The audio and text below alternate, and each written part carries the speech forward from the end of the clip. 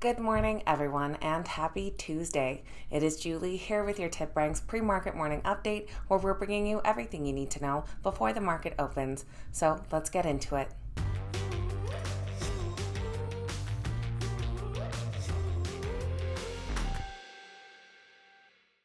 Alright guys, welcome back and thank you all so much for being here, and welcome to the very first trading day of 2023.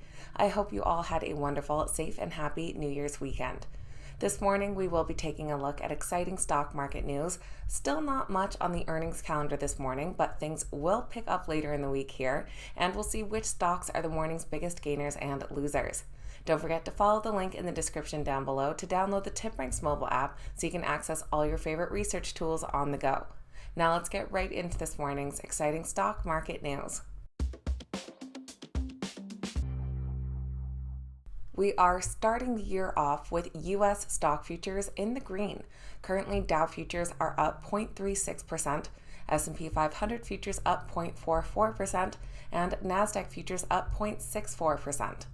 Tesla reported record fourth quarter deliveries, but it wasn't quite good enough. The electric vehicle maker delivered 405,278 vehicles in their fourth quarter, and while this did increase over 31% year over year, it did fall short of the analyst consensus estimate of 427,000 units. Tesla had faced COVID-related production disruptions, macro pressures, and slowing demand in China. Overall, their deliveries increased 40% in the total year to over 1.3 million vehicles. Analysts currently rate the Tesla stock a moderate buy with an average upside of 113%, with a mix of buys, sells, and holds all coming in within the last day.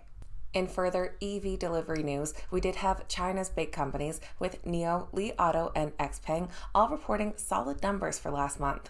Li Auto led the way with 21,233 deliveries, which was up 51% year over year.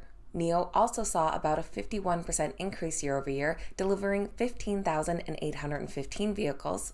And XPeng recovered from a weak November and delivered 11,292 vehicles in December.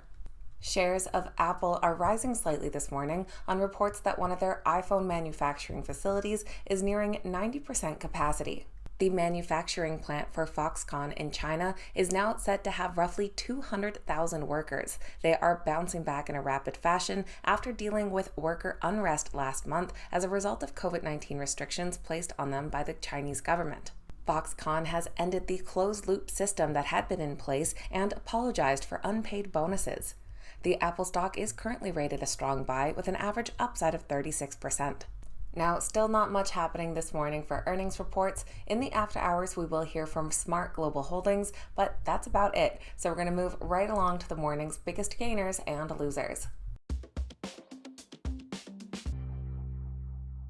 Our biggest gainers this morning are led by Li Auto following their solid delivery report. Trading under the ticker LI, their stock is currently up over 6%.